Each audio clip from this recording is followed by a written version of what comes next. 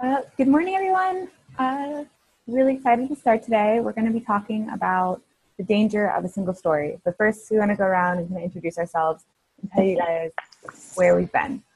My name's Annie. I am a senior at UNC. I'm a history and global studies major with a minor in education.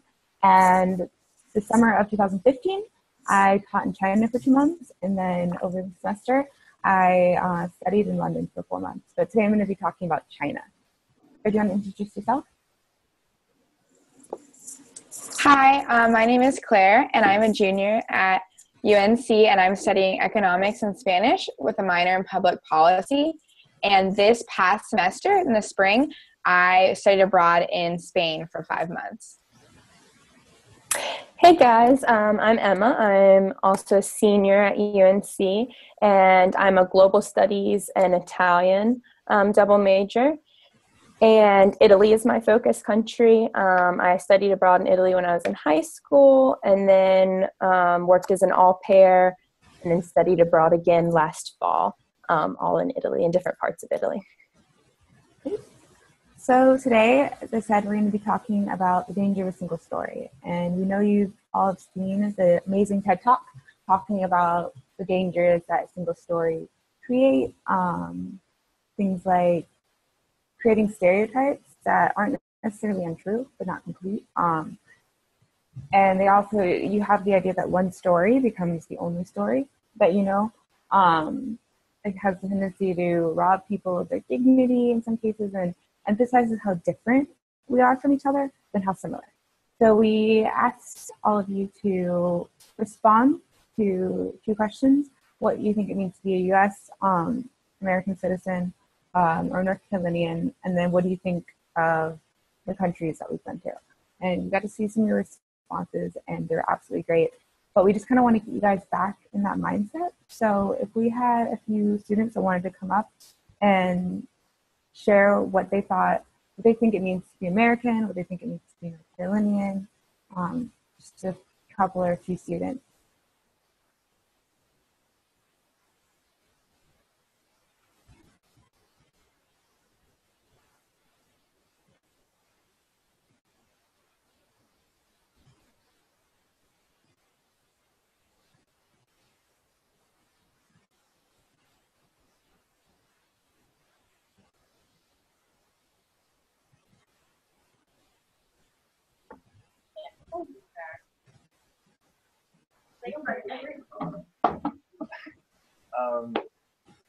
I'm Everett.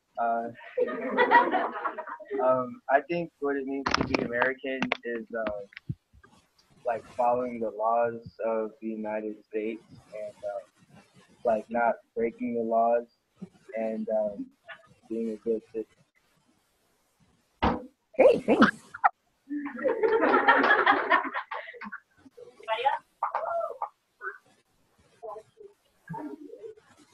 All right, we have one more student now.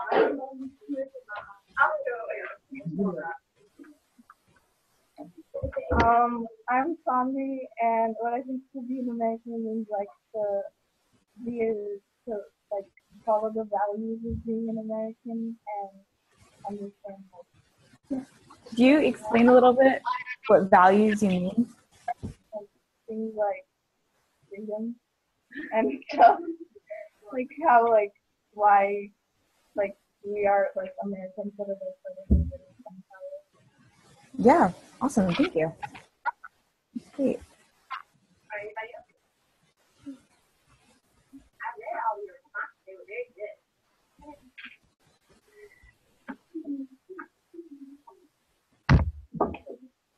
My name is Ellie, and I think being an American means that you not necessarily have to have citizenship, but you do.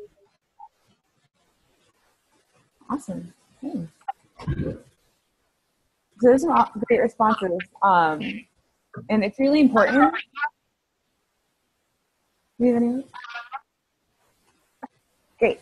So it's really important when you're thinking about other cultures and other countries and kind of why you think certain things about these countries, especially if you haven't been there, to kind of think about your own country as well. So when I went to China, I actually did presentations to my students that I taught about the culture of America, the culture of North Carolina. And so kind of thinking why we do the things we do and what we believe, it's easier to understand other cultures and other beliefs and values, and really kind of helps you understand where they're coming from, but also make connections and realize how similar we are to each other. So that's really important to kind of think of.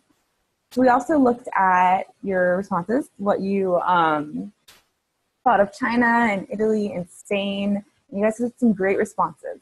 I'm going to start talking about China a little bit and my experience with a single story in China, and then Claire and Emma will talk about their experiences in Spain and Italy. So I went and I taught in China for 2 months, not this past summer, but the summer before. And I didn't really know a lot about China. A lot of what you guys said were, when you think of China, you think of overpopulation, you think of air pollution, which are the two kind of main things that I thought about as well. Those are kind of the two overarching issues that China has. There's also the idea like made in China. A lot of manufacturing, a lot of jobs are in China. They're being exported to China. But then some of you also said smart and good at math, science, technology. So that was kind of the single story I had for my students going over. When I went, I didn't really know what to expect. Didn't know a lot about the education system in China. But everyone that I talked to, most people that I talked to that hadn't been to China, they're like, oh, your students are going to be really smart. Your students are going to be really, really good at math and science, and they're going to be really well behaved because everyone in China is really good at math and science because that's all they care about. So I kind of went in because my expectations were kind of built on, unfortunately, to an extent, on these stereotypes of these Chinese students, because that's the stereotype as well here. In some schools, like Chinese American students are really smart, and that connects back to Chinese culture, which we'll talk about in a little bit. So when I went to China, I kind of got into my first classroom. I was like, it probably won't be too bad. You know, the students are going to be really well behaved because that's what everyone told me. And yeah, I had some amazingly well behaved students. I had some incredibly smart students, but I had very diverse classrooms. I realized that Chinese students are not that much different than American students. Everyone, you know, you have your kids that are really, really, really good at science and really are really passionate about like building robots and doing experiments. But then I had students in the corners that would be on their iPhones all day, and I had amazing artistic students, and I had just a wide range of diverse students. And I realized the single story I had was based on these kind of stereotypes, and I really kind of had to rethink how I was going to teach the class and how I was kind of approaching it, because I'd kind of succumbed to the single story that a lot of people here, and kind of more internationally as well, have of Chinese students. But in the single story video that we watched, the speaker says that the problem with stereotypes is not that they are untrue, it's that they're incomplete. So most single stories are founded in some accurate part of their culture or the history. So in China, to an extent, a lot of students are good in math and science because there's a cultural emphasis on it. There's a cultural emphasis on education. China is a very large market, but it has recently become this international superpower in the just past like 50 years or so. And so they're really trying to compete with the US, compete with the EU.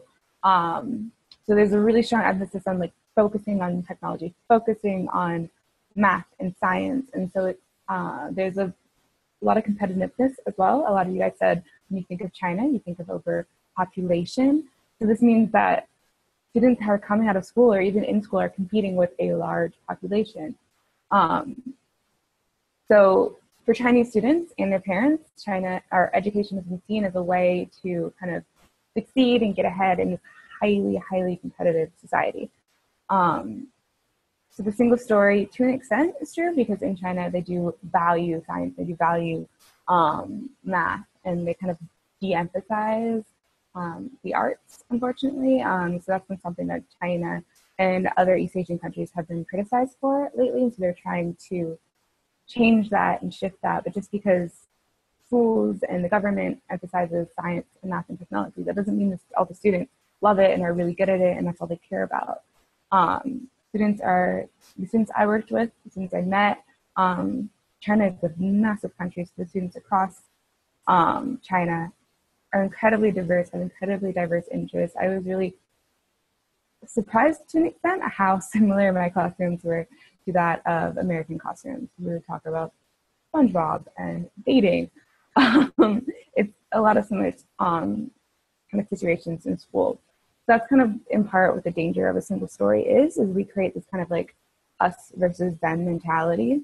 And there is this kind of rhetoric of, China is stealing our jobs, like manufacturing jobs, it's made in China, but then also our intellectual jobs. So they're the ones that are kind of doing these big advancements. So it's this kind of, because they're good at math and science, we're competing against them, but it's really Chinese students and American students are really similar. And when we see the similarities, it makes it easier to kind of work together in a kind of globalized arena. That was kind of my experience with a single story. And I kind of realized the more I was in China, how diverse the population is, how diverse my students are. And so this kind of single story was incredibly problematic in that context. Claire, do you want to talk about Spain now?